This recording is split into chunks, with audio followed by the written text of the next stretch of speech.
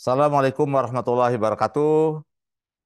Jumpa lagi, kita akan membahas mengenai perilaku konsumen, bab pertama, topik pertama, yaitu buying, having an introduction to consumer behavior.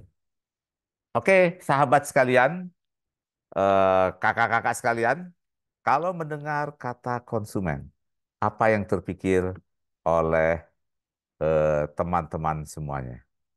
Oleh kakak-kakak semuanya. Silakan tuliskan di deskripsi atau di chat video ini. Silakan. Oke, baik. Ini adalah para dosen yang akan mengampu mata kuliah ini.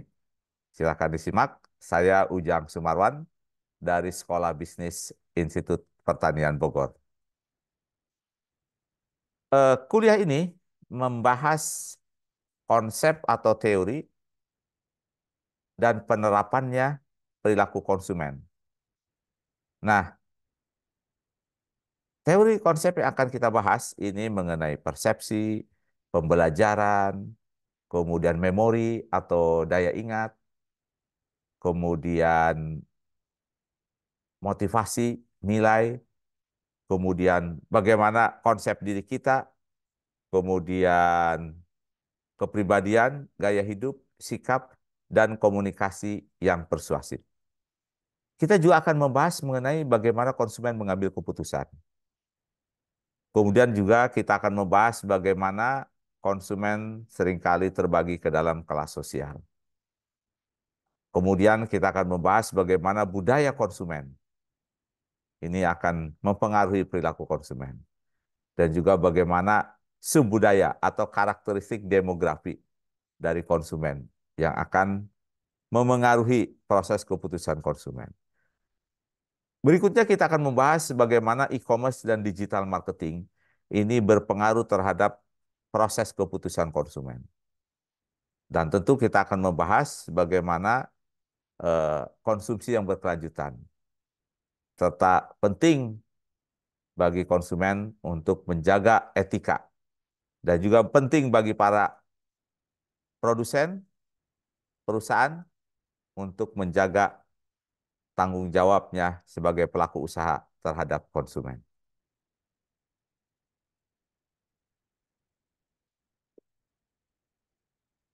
Apa learning outcome dari perilaku konsumen ini? Setelah mengikuti mata kuliah perilaku konsumen ini, mahasiswa diharapkan mampu menguasai dan menganalisis berbagai teori dan konsep perilaku konsumen, serta penerapannya. Nah, ini saya berikan catatan, serta penerapannya secara kritis, kreatif, dan komunikatif, kolaboratif, serta dengan menjunjung tinggi nilai-nilai karakter dalam kerangka membentuk konsumen cerdas dan pelaku usaha yang bertanggung jawab. Jadi kita dengan belajar perilaku konsumen ini, diharapkan kita bisa menjadi konsumen yang cerdas, konsumen yang bijak, tapi juga pelaku usaha yang beretika dan bertanggung jawab. Nah, inilah salah satu tujuan dari proses pembelajaran ini. Slide kelima. Apa learning outcome dari pertemuan pertama ini? Nah, kita harapkan setelah mengikuti pertemuan pertama ini, mahasiswa mampu menjelaskan dan menganalisis teori dan konsep perilaku konsumen di dalam mengamati fenomena behavior atau perilaku dari konsumen tersebut.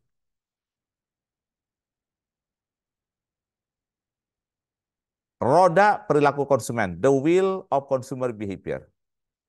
Ini sebetulnya adalah kerangka model bagaimana kita mempelajari perilaku konsumen.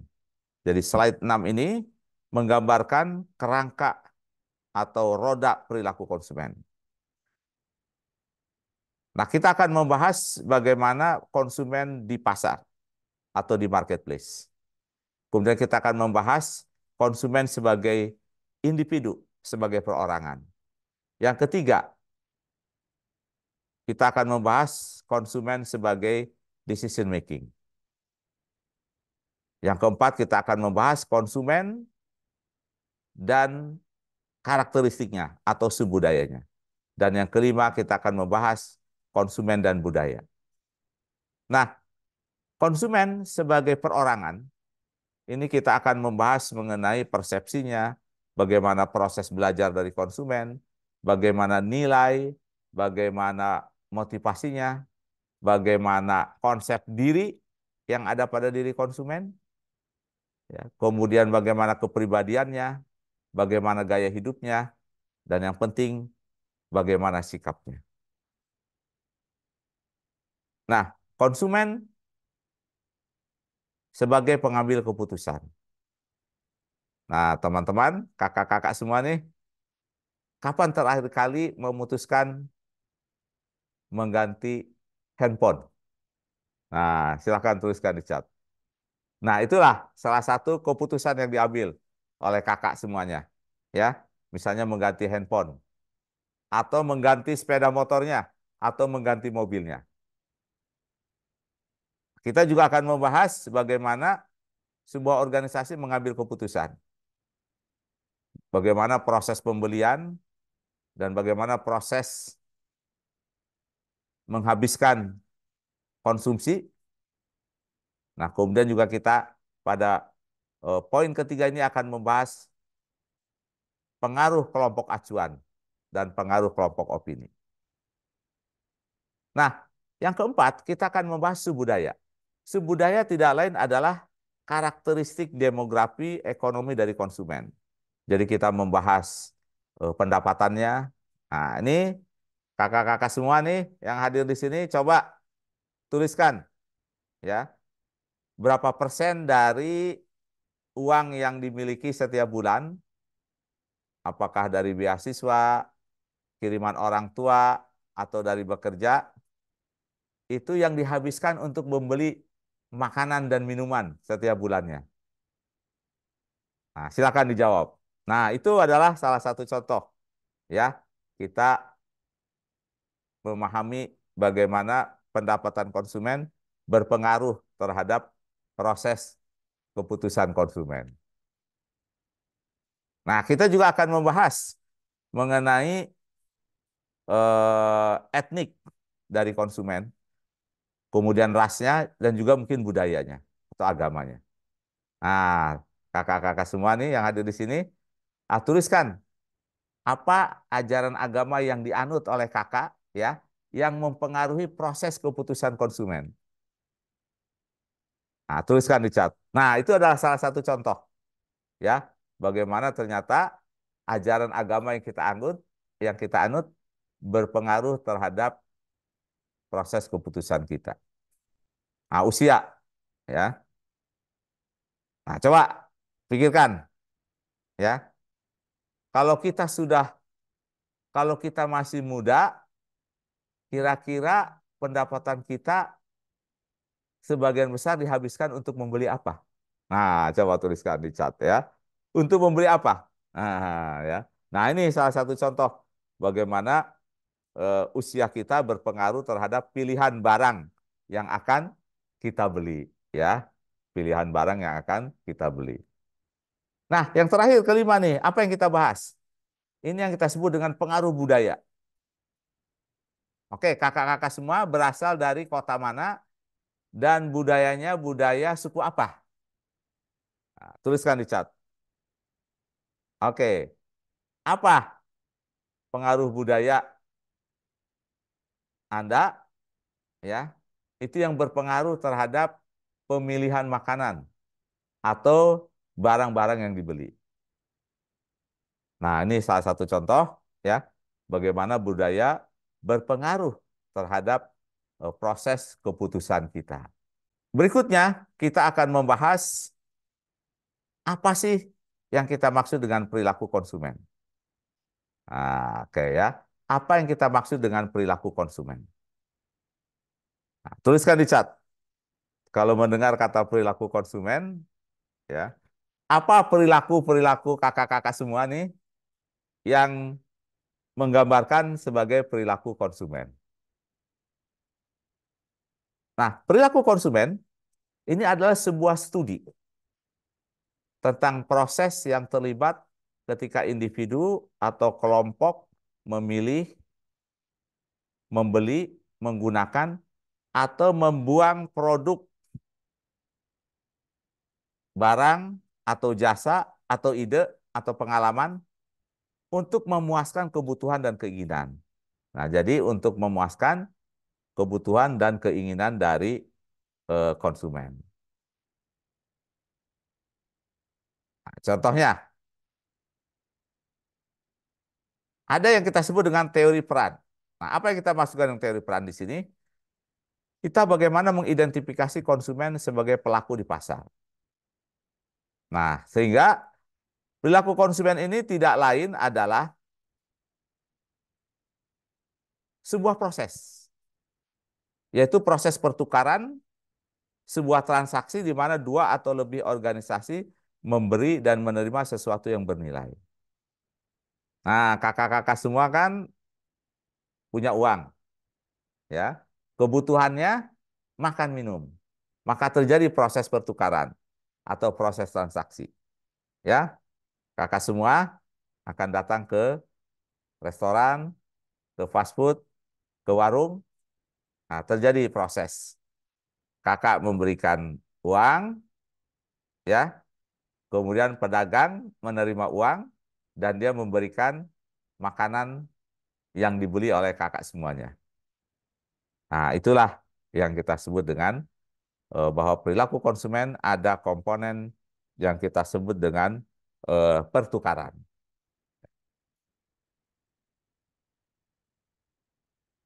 Oke, baik. Nah, slide ke-8. Nah, slide ke-8 ini adalah membahas masalah dalam proses konsumsi. Yang pertama adalah isu sebelum pembelian, ya. Isu sebelum pembelian. Bagaimana seorang konsumen memutuskan apa yang dia butuhkan, produk apa yang dibutuhkan. Nah, kemudian informasi apa yang paling terbaik bagi konsumen untuk me- mengetahui alternatif yang akan dia beli. Oke, kalau alasan apa? Nah, kakak ya, kalau ingin mengganti handphone. Nah, itu adalah sebuah masalah sebelum pembelian. Jadi ada kebutuhan, ya. Ada kebutuhan saya harus mengganti handphone saya. Nah, itulah adalah pre-purchase issue. Jadi dalam konsumen perspektif, ya, salah satu masalah dalam proses konsumsi itu adalah sebelum pembelian. Nah, isu sebelum pembelian atau masalah pembelian itu juga bisa dilihat dari isu produsen atau marketer perspektif. Nah, maka konsumen itu harus tahu, perusahaan maksudnya, produsen harus tahu, ya, bagaimana sikap konsumen terhadap produk yang dijualnya, ya, bagaimana sikap konsumen berubah, ya. Kemudian petunjuk apa, hal apa yang seringkali digunakan oleh konsumen, ya, untuk menilai bahwa produk ini lebih bagus dibandingkan produk yang lainnya. Nah, ini ya, jadi kepentingan konsumen dan produsen ini menyatu. Yang satu dia punya keinginan dan keinginan sering mendorong terjadinya perubahan konsumsi. Nah, sementara bagi pemasar dia harus tahu nih apa yang menyebabkan konsumen suka atau tidak suka dengan sebuah produk. Nah, isu yang kedua adalah isu pembelian atau masalah pembelian. Nah, bagi konsumen ini kalau memperoleh produk yang disukainya, ini apakah memberikan pengalaman yang menyenangkan atau pengalaman yang kurang menyenangkan? Nah, kemudian bagaimana? cerita tentang konsumen mengenai pembelian ini, ya. Nah, itu dari sisi konsumen, ya. Kalau beli barang ini sesuatu yang menyenangkan enggak, ya. Kemudian bagaimana pola pembelian yang dilakukan oleh konsumen? Nah, kemudian bagaimana nih pemasar, ya, melihat perspektif terhadap isu pembelian ini.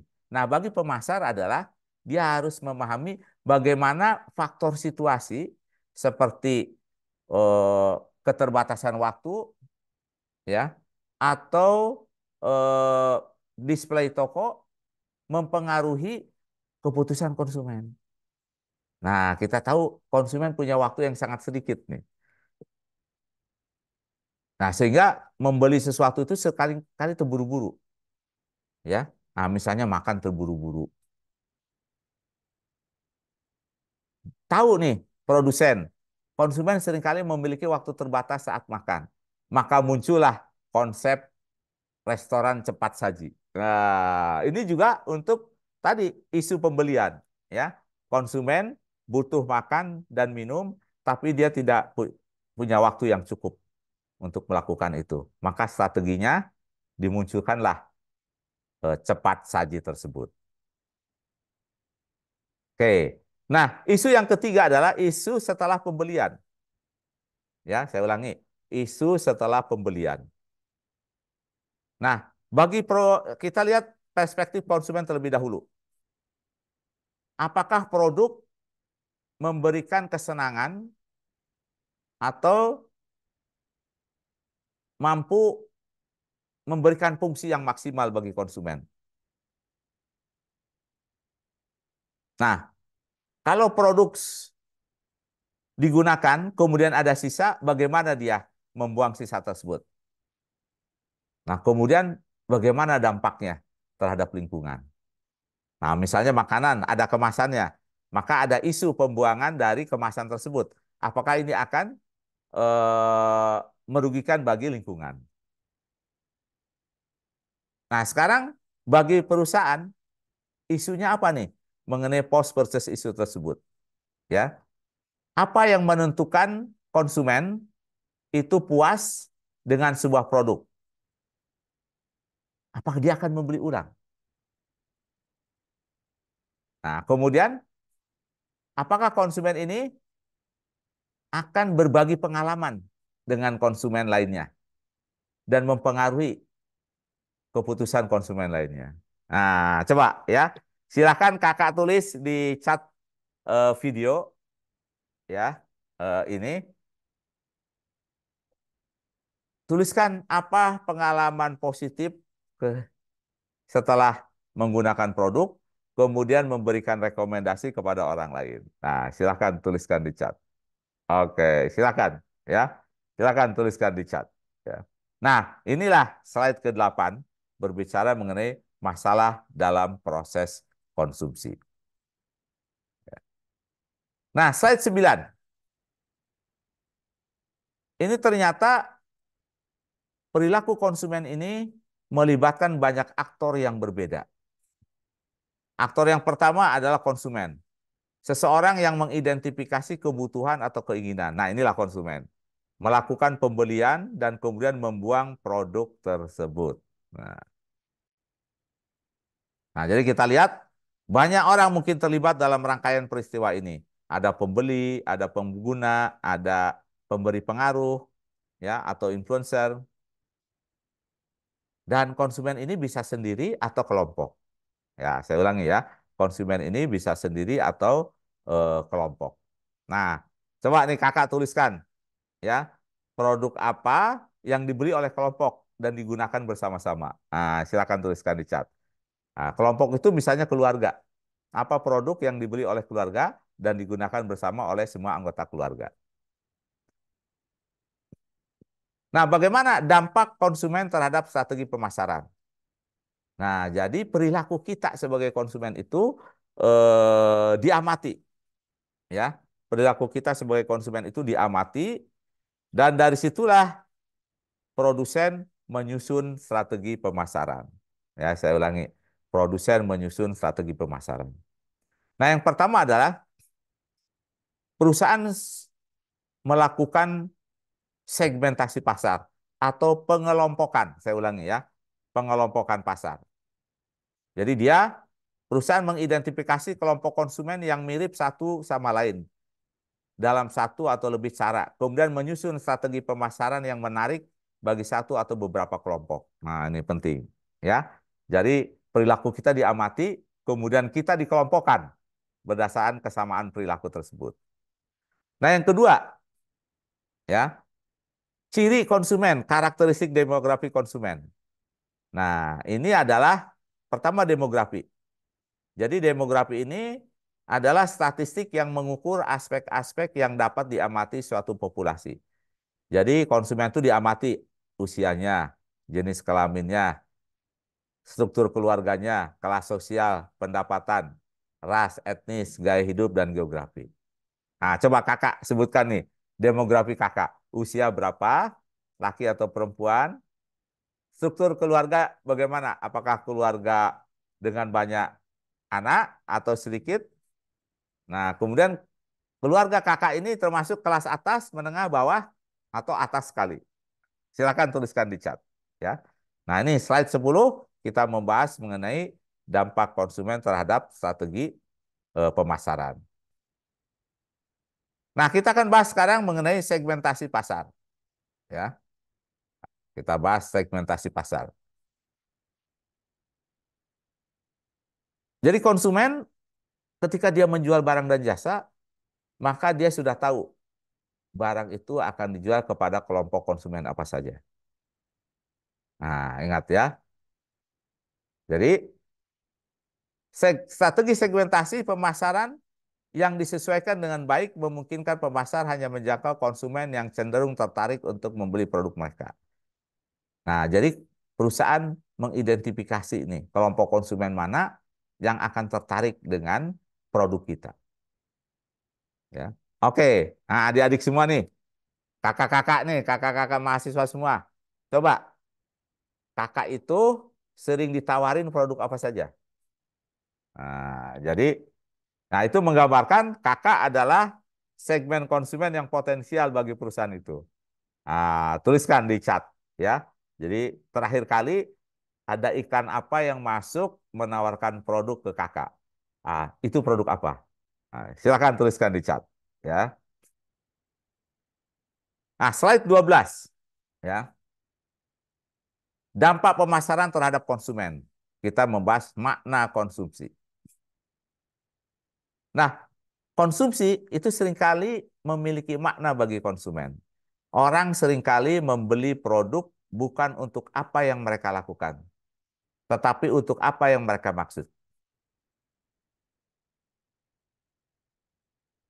Inilah kita membahas jenis hubungan konsumen dengan suatu produk.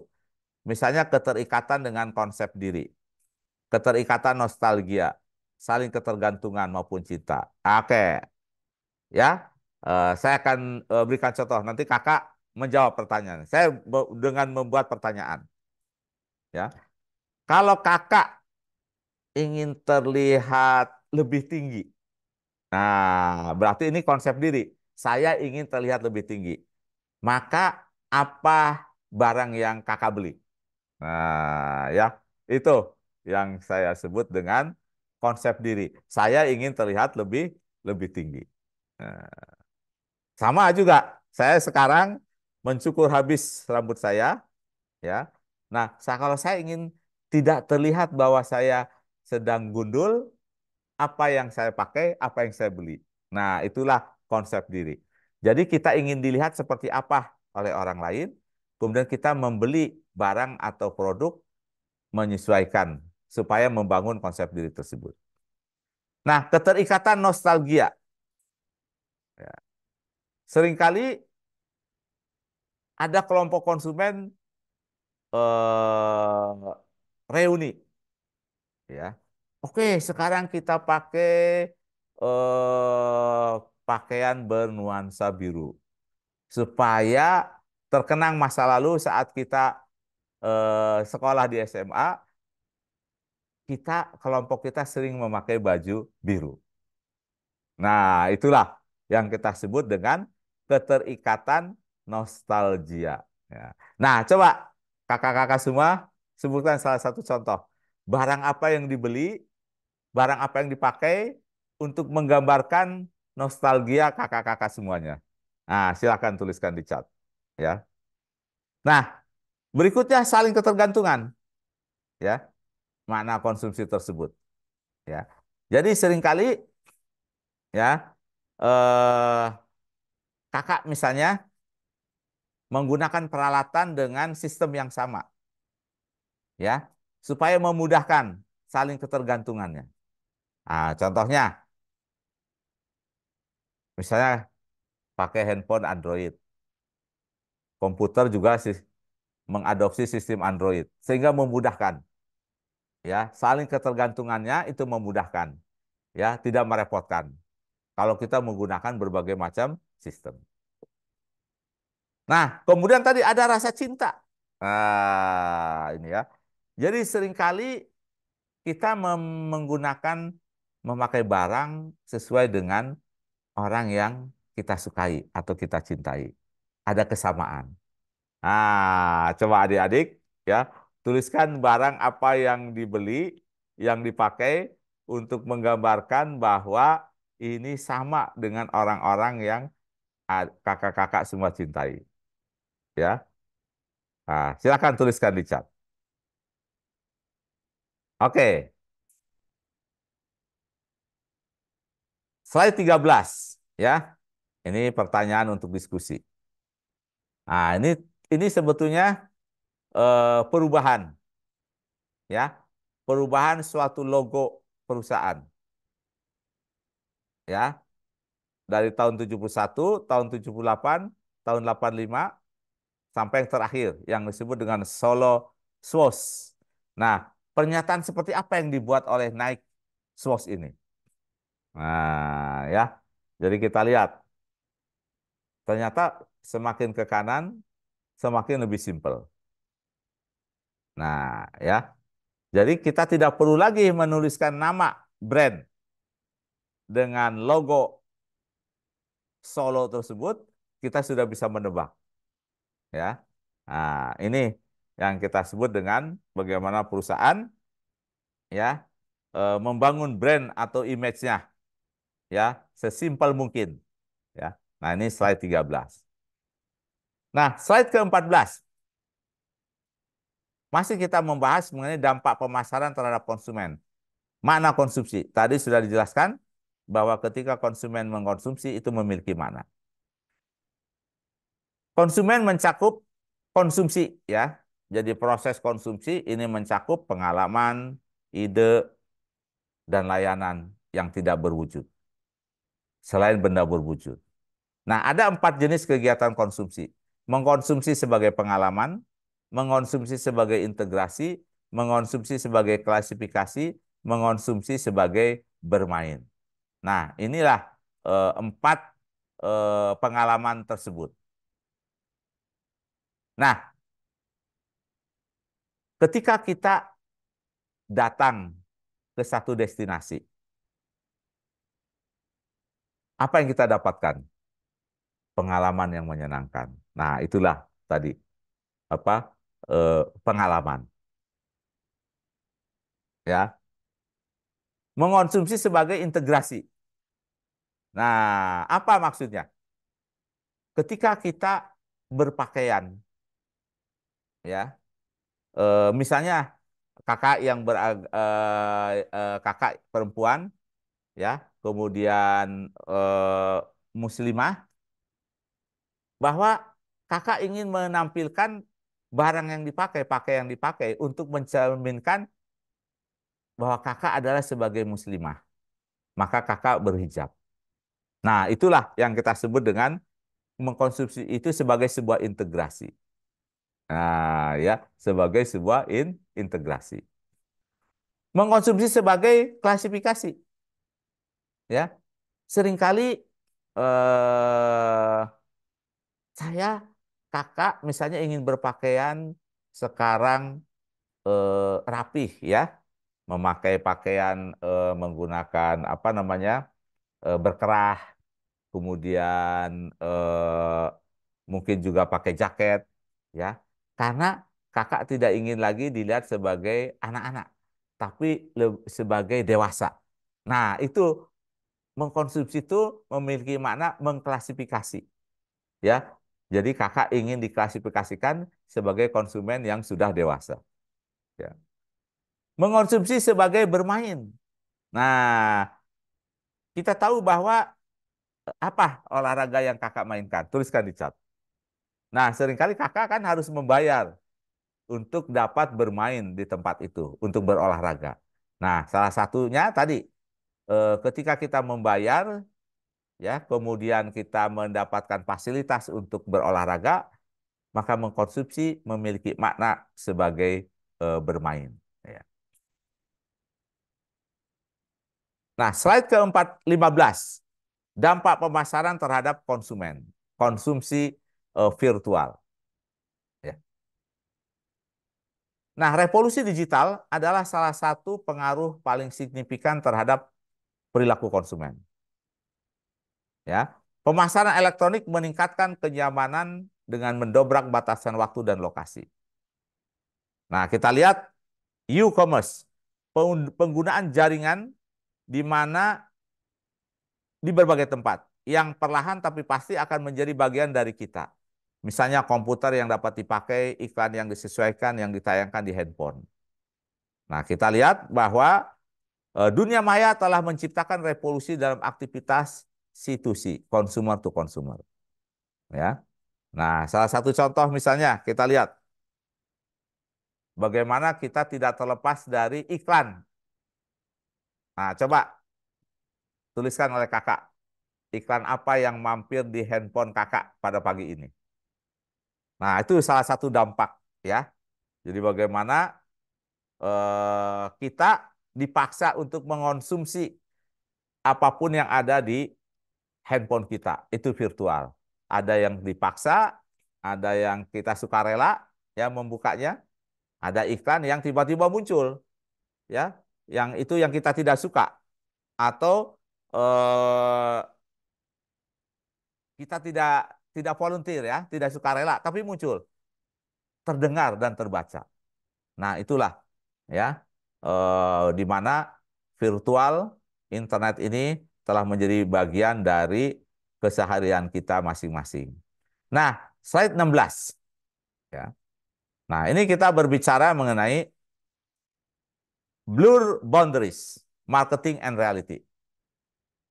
Jadi kalau kita lihat produsen dan konsumen ini hidup berdampingan dalam hubungan dua arah yang rumit. Nah, semakin sulit bagi konsumen untuk membedakan batas antara dunia buatan dan kenyataan. Nah, kita lihat bahwa pemasaran memengaruhi budaya populer dan persepsi konsumen tentang realitas. Artinya apa? Ya, banyak sekarang berbagai macam produk yang mudah diakses oleh konsumen. Saya ulangi, barang dan jasa yang mudah diakses oleh konsumen. Nah, inilah yang kita sebut menjadi budaya budaya populer. Oke, slide ke-17. Bagi pemasar penting sekali, ya, etika pemasaran dan kebijakan publik. Karena apa? Perusahaan yang memahami perilaku konsumen dengan baik, dia dapat tergelincir, ya, menipu konsumen. Nah, coba tuliskan di chat pengalaman kakak semua yang pernah kecewa oleh perusahaan karena dimanipulasi atau ditipu oleh perusahaan. Nah, silakan tuliskan di chat, ya. Nah, bisnis etika ini penting. Ini adalah aturan perilaku yang memandu tindakan di pasar, ya. Nah, standar yang digunakan kebanyakan orang dalam budaya untuk menilai apa yang benar dan apa yang salah, baik atau buruk. Nah, ini salah satu definisi dari etika, ya. Kemudian bisnis etik ini juga gagasan tentang benar dan salah berbeda di antara orang, organisasi, dan budaya. Nah, karena itu harus ada kesamaan. Kalau tidak tadi, kata perusahaan ini etik, tapi kata konsumen tidak etik. Nah, banyak, ya, sekarang tuliskan ya, menurut Anda perilaku-perilaku perusahaan yang dalam tanda petik itu kurang etis. Nah, para pemasar, tuliskan di chat. Nah, silakan tuliskan di chat. Nah, kita akan lanjutkan dengan slide ke-18.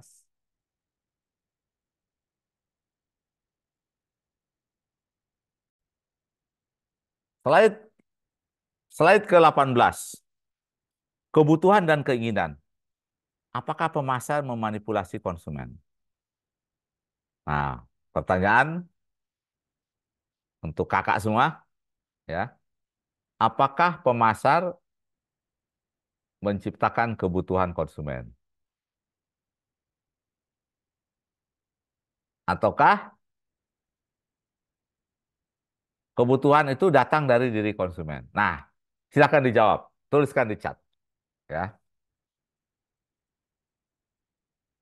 Consumer space. Apakah pemasar menciptakan kebutuhan artifisial? Misalnya, apa perbedaan kebutuhan dan keinginan? Ya. Nah, apa bedanya kebutuhan dan keinginan? Ya. Nah, seringkali diterjemahkan kebutuhan itu adalah motif biologis dasar. Sedangkan want, salah satu cara yang diajarkan masyarakat kepada kita bahwa kebutuhan dapat dipenuhi. Nah, ya. Pertanyaan saya kepada kakak sama. Apa bedanya kebutuhan dan keinginan? Apakah iklan dan pemasaran diperlukan? Nah, ini menarik pertanyaannya, ya. Kalau kita lihat perspektif ekonomi, iklan merupakan sumber informasi konsumen yang sangat penting. Karena seringkali konsumen tidak memiliki knowledge, ya. Oke, tuliskan pengalaman kakak yang terakhir kali. Pada saat kapan ingin membeli produk tapi harus melihat iklannya terlebih dahulu. Karena iklan sebagai sumber informasi. Nah, tuliskan ya oleh kakak di chat ini. Apakah pemasar menjanjikan keajaiban? Nah, coba tuliskan di chat ya, bagaimana iklan memberikan informasi atau mengklaim sesuatu yang tidak masuk akal, ya.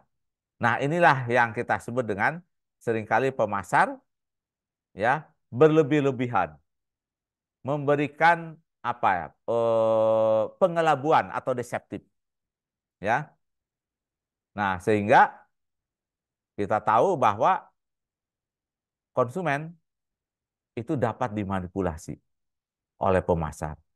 Karena itu konsumen harus cerdik dan cerdas dan sangat kritis. Nah, slide ke-19 ya. Ini pertanyaan untuk diskusi nih, ya. Nah, kita lihat di sini. Iklan ini dibuat oleh American Association of Advertising Agency untuk melawan tuduhan bahwa iklan menciptakan artificial need. Ya.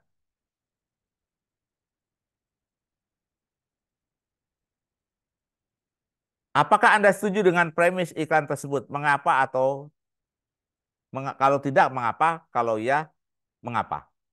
Nah, ini pertanyaan ini ya, iklan ini mengatakan despite what some people think, advertising can make you buy something you don't need. Nah, ya. Ah, jadi tadi seringkali iklan memprovokasi kita untuk membeli sesuatu yang kita butuhkan. Nah, coba apakah kakak semua punya pengalaman? Pada saat kapan iklan mendorong kakak membeli sesuatu padahal barang tersebut, produk tersebut tidak kakak butuhkan. Oke, ya. Silakan tuliskan di chat. Nah, slide ke-20. Kalau di Indonesia, kebijakan publik dan konsumerisme. Di Indonesia, lembaga pemerintah atau kementerian yang mengawasi kegiatan yang berkaitan dengan konsumen. Ada Kementerian Perdagangan, Kementerian Telekomunikasi dan Informatika, ada BPKN, Badan Perlindungan Konsumen Nasional, ada OJK, Otoritas Jasa Keuangan, ada eh, Badan Pengawasan ya kalau tidak salah, mohon maaf ya kalau keliru, obat dan makanan. Nah, ini adalah lembaga-lembaga yang langsung melindungi kepentingan konsumen. ya. Tapi pada intinya semua lembaga pemerintah secara langsung maupun tidak langsung itu melindungi kepentingan konsumen, ya. Slide 21. Bagaimana konsumerisme dan riset konsumen. Nah, pada tahun 62 itu Kennedy, Presiden Amerika mendeklarasikan hak-hak konsumen. Nah, jadi sejarah pergerakan hak konsumen ini dikemukakan pertama kali oleh Presiden Amerika John F. Kennedy dalam Kongres Consumer Bill of Rights. Di antaranya, hak untuk memperoleh keamanan, the right to be safety. Yang kedua, hak memperoleh informasi, the right to be informed. Ya. Ketiga, hak untuk didengar, the right to be heard. Dan keempat, hak untuk memilih, the right to be choose. Nah, coba kakak semua tuliskan pengalamannya, di mana ada salah satu hak yang tidak dipenuhi dan pada saat kapan. Nah, silakan tuliskan di chat. Ya, pada saat kapan situasinya ada salah satu hak kakak sebagai konsumen itu tidak dipenuhi. Konsumerisme dan riset konsumen, slide ke-22. Nah, ini menggambarkan eh, muncul sekarang konsep green marketing. Ketika sebuah perusahaan memilih untuk melindungi atau meningkatkan lingkungan alam saat menjalankan aktivitasnya. Jadi misalnya mengurangi kemasan yang boros, mengurangi sampah plastik, kemasan plastik, kemudian mendorong konsumen untuk beramal. Nah, ini adalah kegiatan green marketing. Atau perusahaan-perusahaan menjual barang-barang produk ramah lingkungan. Nah, coba kakak tuliskan di chat ya. Apa perusahaan yang menurut kakak dia menjalankan kegiatan pemasaran hijau atau green marketing? Nah, konsep lainnya yang juga sangat penting adalah adanya yang kita sebut dengan pemasaran sosial, ya, social marketing. Social marketing tidak lain menggunakan teknik pemasaran untuk mendorong kegiatan positif, ya, dan mencegah kegiatan negatif. Intinya, mendorong perubahan perilaku yang positif, membuang sampah pada tempatnya, ya, kemudian berhenti merokok, kemudian misalnya gunakanlah kata-kata yang sopan saat melakukan interaksi di sosial media. Nah, ini adalah salah satu kegiatan sosial marketing yang tujuannya untuk mengubah perilaku masyarakat menjadi lebih baik. Bukan hanya mengubah perilaku, tapi juga sikap. Nah, ini adalah salah satu contoh dari lembaga internasional UNICEF. UNICEF mensponsori kampanye iklan Against Child Labor. Bidang perilaku konsumen berperan dalam mengatasi masalah konsumen yang penting seperti eksploitasi anak. Nah, ini juga tadi. Jadi, eh, perilaku kita sebagai konsumen yang tidak berhubungan langsung dengan pembelian barang dan jasa, tapi perilaku kita yang mengarah kepada hal-hal yang positif, ya. Nah, ini juga bagian dari kajian dari perilaku konsumen. Jadi bagian dari perilaku konsumen yang sangat penting bagi kita semua. Nah, slide ke-24 ya. Kita lihat slide ke-24. Consumer terrorism. Nah, ketika suatu negara tidak memiliki produksi yang cukup untuk pangan, maka dia sangat rentan terhadap terorisme konsumen. Karena apa? Karena negara lain bisa jadi menyetop pangan kita. Atau tadi, ya pangan kita itu dimasukkan oleh zat-zat yang berbahaya. Nah, inilah yang kita sebut dengan bioterorisme. Kemudian, addictive consumption, kecanduan konsumsi, ketergantungan fisiologis atau psikologis pada produk atau layanan. Nah, kakak-kakak yang masih merokok dan sulit menghentikan merokok, inilah salah satu contoh addictive consumption, kecanduan, ketagihan merokok yang sulit dihentikan. Ya, Nah, merokok itu berbahaya bagi diri kita, berbahaya bagi orang lain. Jadi apa manfaatnya? Lebih baik berhenti. Ya. Nah, dari sekarang. Kemudian compulsive consumption, konsumsi berlebihan. Belanja berulang sebagai penangkal ketegangan, kecemasan, depresi, dan kebosanan. Jadi kecanduan berbelanja. Nah, ini juga bagian dari sisi gelap dari perilaku konsumen. Nah, coba kakak-kakak semua lihat sekelilingnya, saudara, teman, ada nggak yang kategori addictive consumption dengan compulsive consumption? Senang berbelanja, ya kebetulan mungkin uangnya ada, tapi jarang dipakai, ya. Nah, misalnya saya pernah ngelihat ada salah seorang konsumen, itu dia kaget ternyata ada barang yang dibeli tahun lalu itu belum dibuka kemasannya. Nah, untung bukan makanan, tapi tadi barang-barang tahan lama, misalnya tas, pakaian gitu. Karena tadi senang berbelanja, saat ada kesempatan berbelanja, dia berbelanja. Nah, slide ke-25 masih bicara mengenai sisi gelap perilaku konsumen atau dark side of consumer. Yang pertama adalah consume consumers. Ya. Apa yang kita maksud dengan consume consumer? Orang yang dimanfaatkan atau dieksploitasi dengan sengaja atau tidak untuk mendapatkan keuntungan komersial di pasar. Ya. Jadi menggunakan misalnya anak-anak di dalam apa iklan yang tidak sesuai dengan etika. Ya.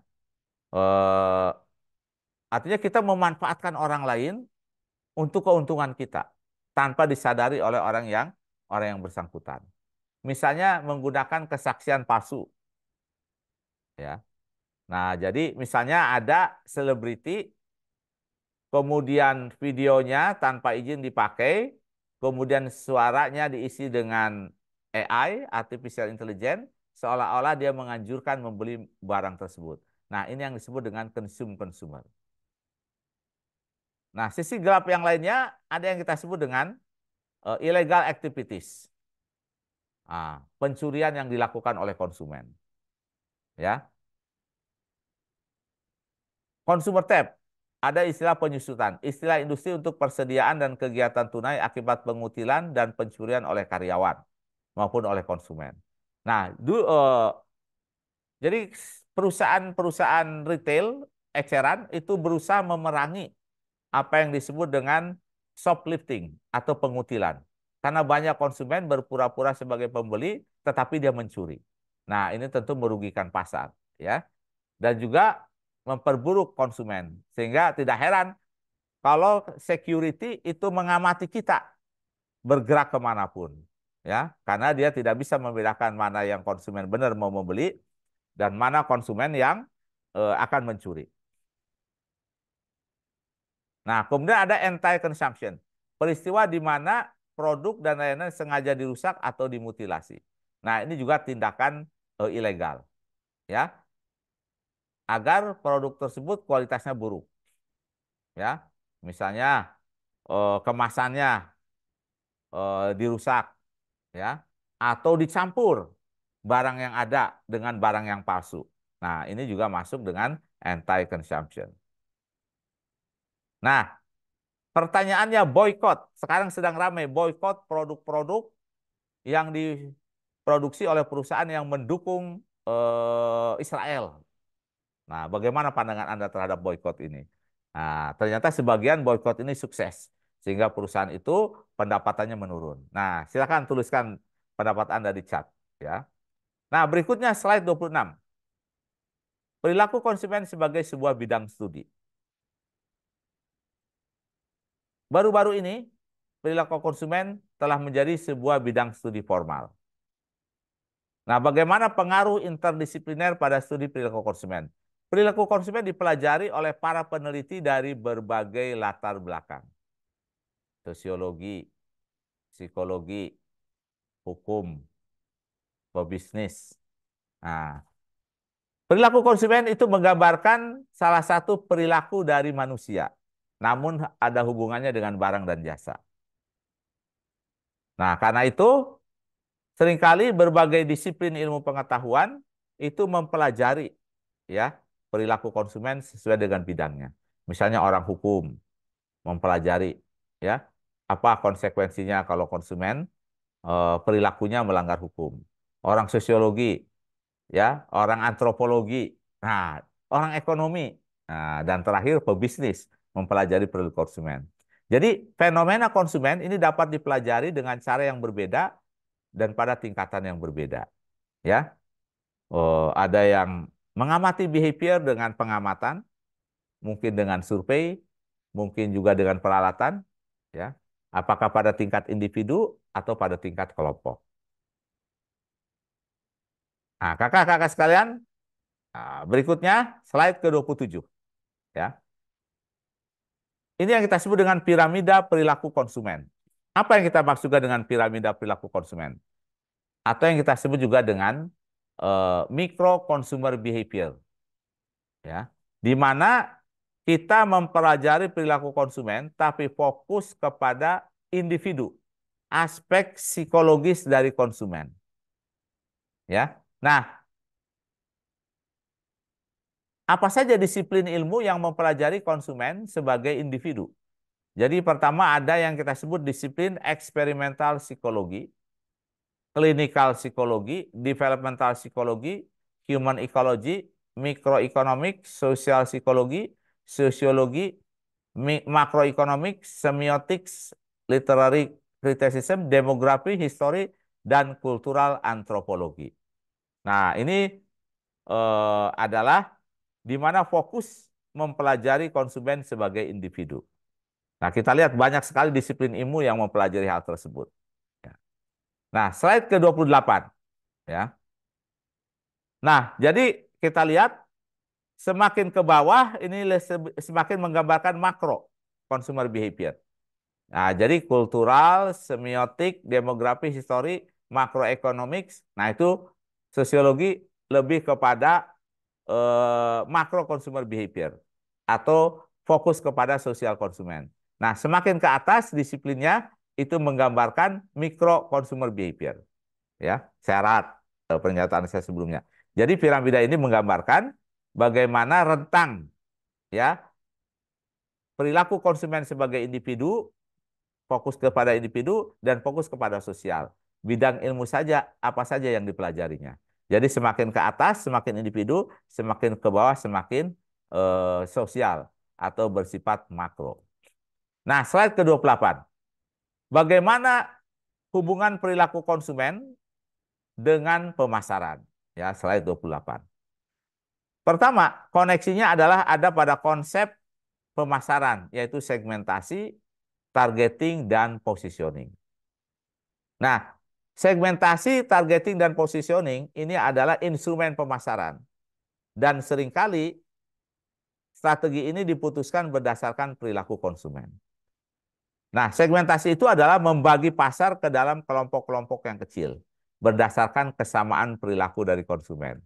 Ya, jadi pengelompokan konsumen bisa berdasarkan perilaku konsumen atau karakteristiknya.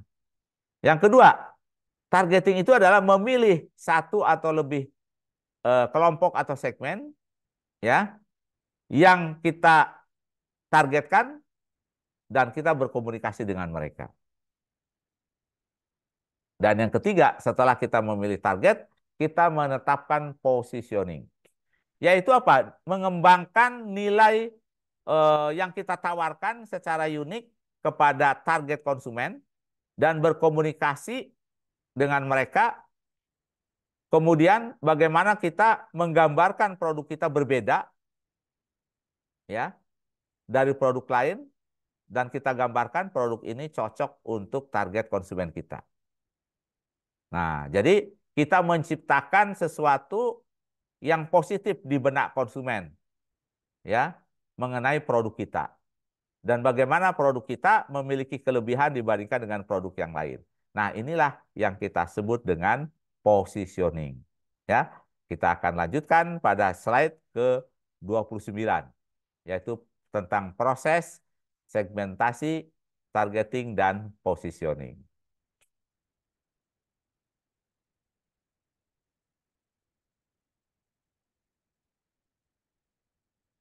Slide 29 kita membahas bagaimana proses segmentasi targeting positioning. Jadi slide 29 kita membahas mengenai proses segmentasi targeting dan positioning. Seperti yang tadi sudah dikemukakan, segmentasi ini adalah sebuah proses, ya. Jadi sebuah proses eh, mengklasifikasikan pelanggan ke dalam kelompok-kelompok yang memiliki karakteristik yang sama. Nah, ini kata kuncinya ya, memiliki karakteristik yang sama. Targeting ini melibatkan proses mengevaluasi daya tarik setiap segmen dan memilih satu atau lebih segmen untuk dimasuki, ya. Jadi membidik mana segmen yang potensial. Nah, berikutnya positioning adalah mengatur agar suatu produk menempati tempat yang jelas, ya, berbeda dan diinginkan relatif terhadap produk pesaing di benak konsumen. Jadi intinya adalah bagaimana kita membangun citra positif produk kita di benak konsumen. Nah, itulah proses segmenting, targeting, dan positioning. Nah, berikutnya slide 30, ya. Target market. Jadi pasar adalah sekumpulan semua pembeli aktual dan potensial, ya. Jadi pasar itu tidak mesti berbentuk fisik. Jadi kakak-kakak semua nih yang sedang mendengarkan kuliah saya itu adalah pasar, ya. Karena kakak semua adalah pembeli aktual dan potensial.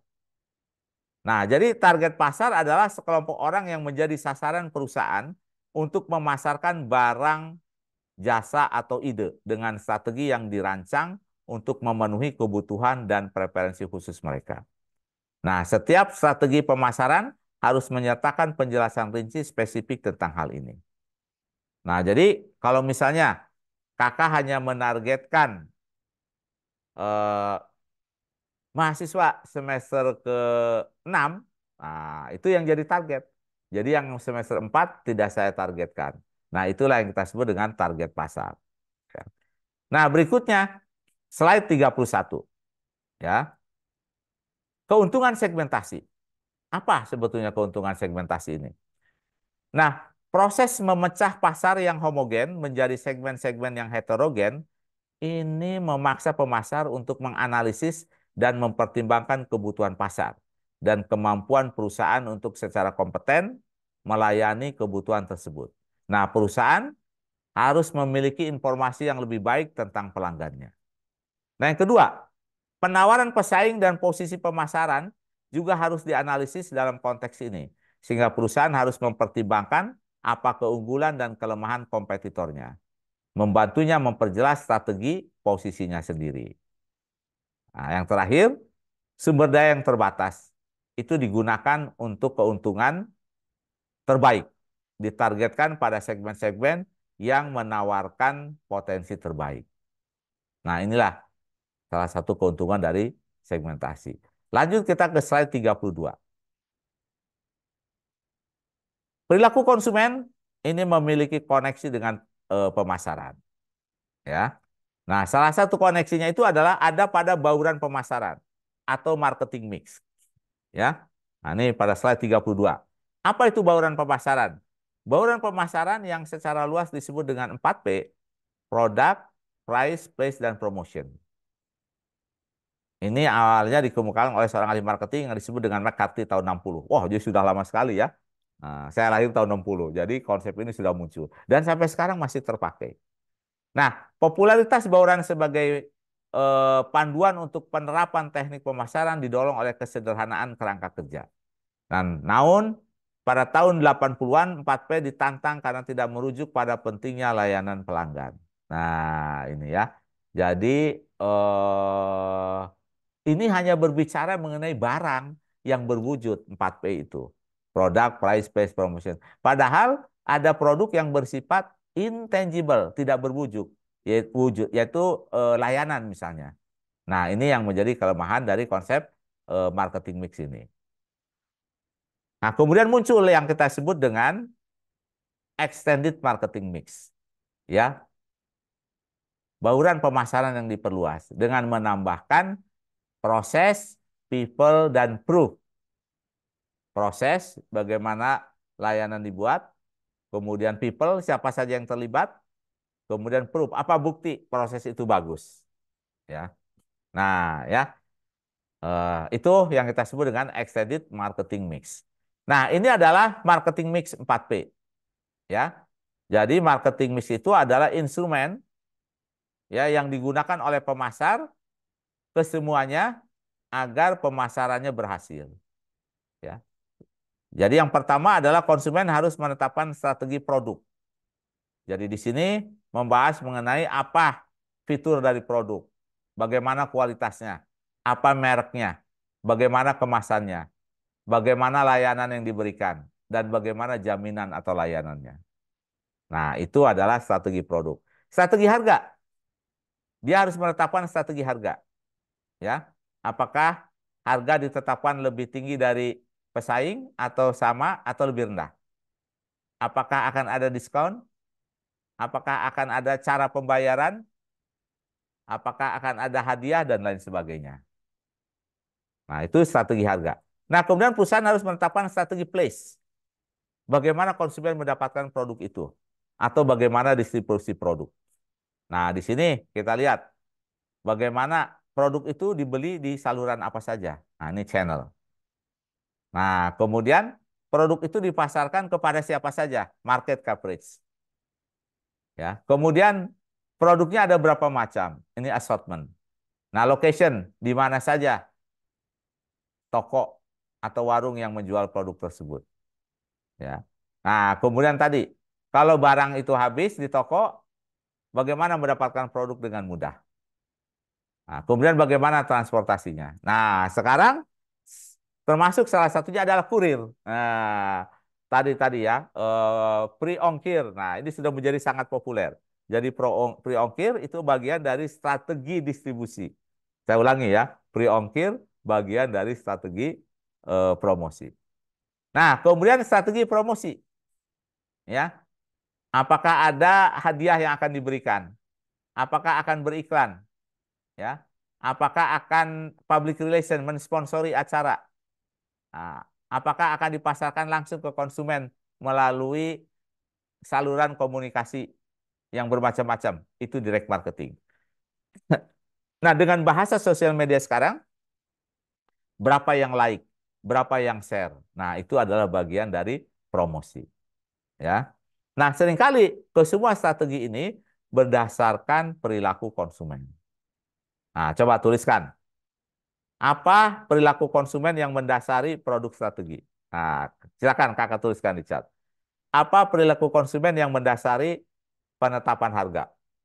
Apa perilaku konsumen yang sering mendasari strategi distribusi?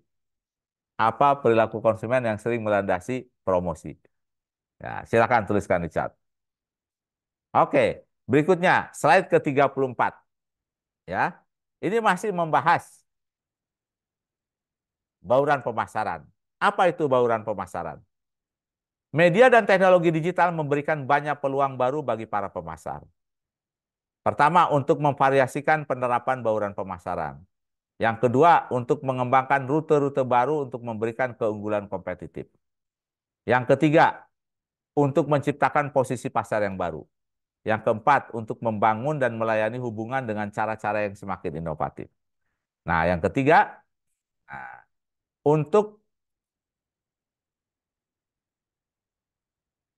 oke, yang kelima, maaf, untuk memotong hambatan ruang dan waktu dan menawarkan akses yang berkelanjutan dan instan ke produk dan layanan. Nah, jadi ini adalah bagaimana bauran pemasaran disusun berdasarkan perkembangan teknologi, terutama teknologi IT. Nah, selanjutnya, slide ke-35, berbicara mengenai strategi produk. Nah, tadi pertanyaannya silakan dijawab ya. Apa perilaku konsumen yang melandasi penetapan strategi produk? Nah, silakan tuliskan di chat ya. Nah, variabel produk dari bauran pemasaran ini mengacu pada karakteristik suatu produk dan memiliki implikasi terhadap layanan atau merek. Yang kedua, keputusan produk harus didasarkan pada riset pasar,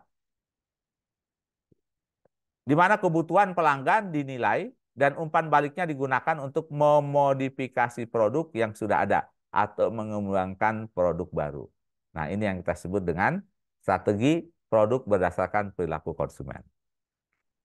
Nah, ada yang kita sebut dengan variabel produk. Elemen bauran pemasaran yang melibatkan penelitian kebutuhan pelanggan, mengembangkan produk yang sesuai, dan mengkomunikasikan fitur dan manfaatnya. Nah, yang berikutnya, ada banyak alternatif untuk memvariasikan produk dalam konteks online saat perusahaan-perusahaan mengembangkan strategi digitalnya. Nah, keputusan produk dapat dibagi menjadi keputusan yang memengaruhi produk inti dan produk tambahan. Ya. Produk inti ini adalah fitur dasar produk yang memenuhi kebutuhan pengguna. Produk yang diperluas, fitur dan manfaat tambahan di luar produk inti. Nah, contohnya, produk inti dari handphone adalah berkomunikasi. Nah, tapi produk yang diperluasnya, fitur tambahannya ada kamera. Nah, ya misalnya, ya ada kamera yang bagus. Ya. Nah, itulah salah satu contoh strategi produk. Oke, slide 36, strategi harga. Nah, tadi saya sudah meminta kakak untuk menuliskan apa perilaku konsumen yang melandasi penetapan strategi harga. Nah, silakan tuliskan di chat. Variabel harga. Ini adalah elemen bauran pemasaran yang melibatkan penentuan harga produk dan model penerapan harga yang pada akhirnya membedakan sebuah merek. Ya. Nah, model penetapan harga. Jelaskan bentuk pembayaran seperti pembelian langsung, lelang, sewa, pembelian volume, dan persyaratan kredit.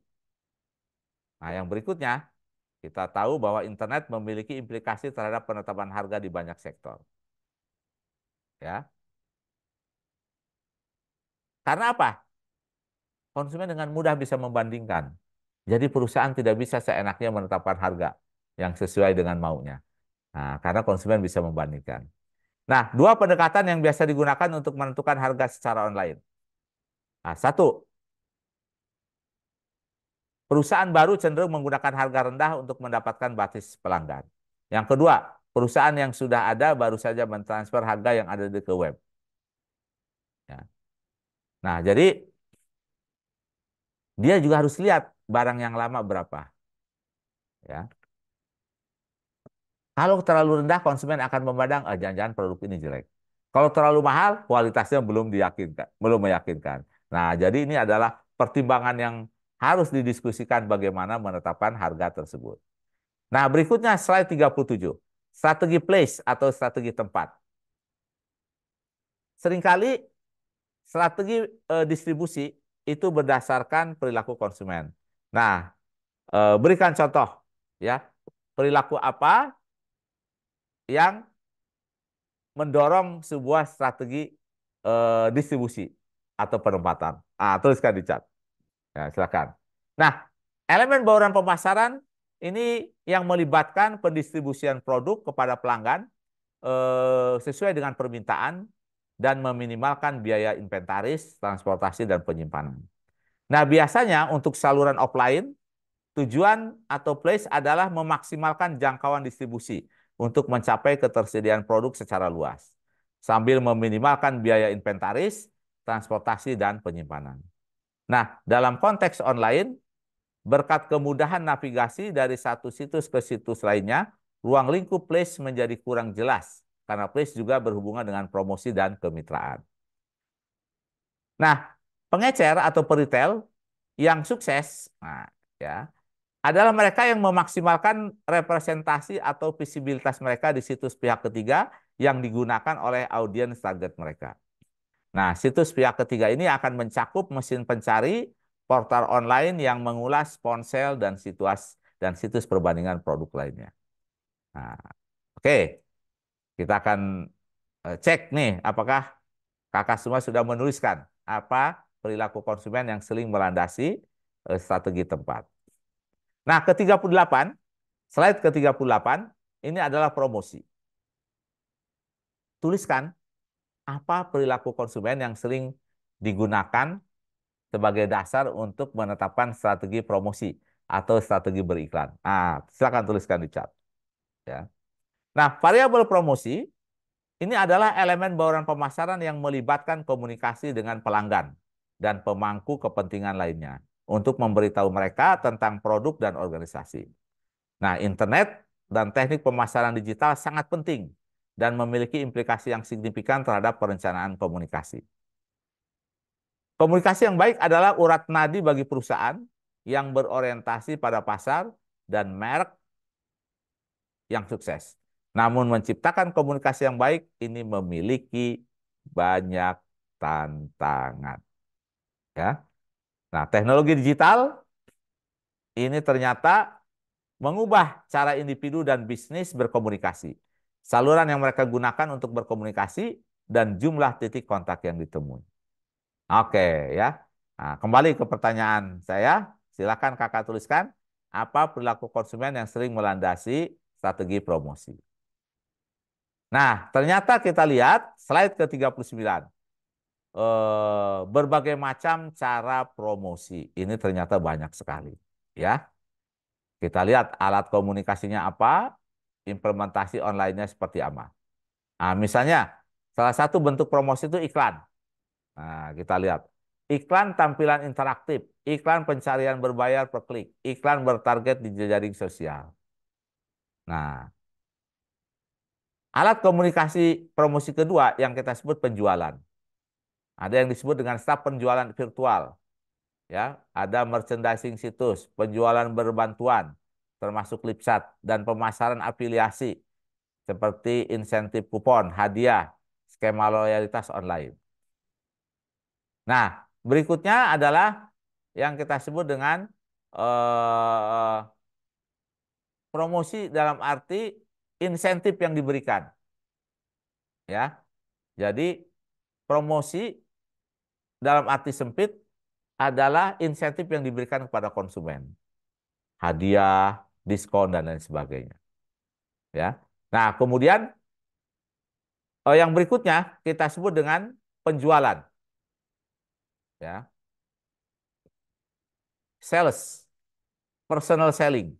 Nah, ini juga bagaimana menjual produk langsung ke perorangan melalui perorangan representasi perusahaan. Nah, ini yang kita sebut dengan salesman atau penjualan langsung. Nah, kemudian hubungan masyarakat, ya. Nah, kita lihat public relation online dan jangkauan influencer, blog, buletin, elektronik, jejaring sosial. Ini adalah salah satu bentuk dari public relation.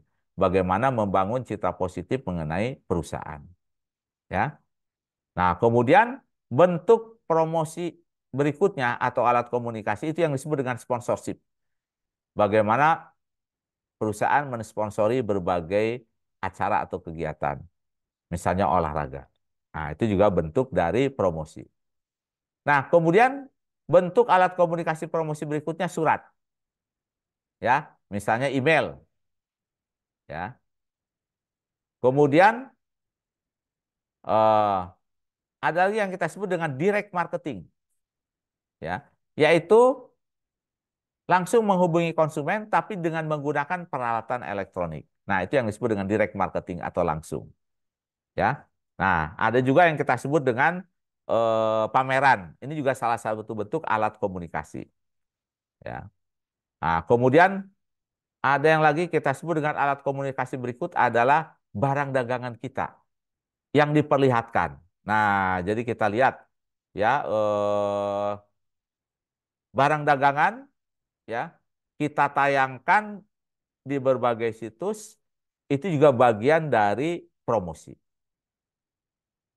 Baik secara online maupun secara langsung.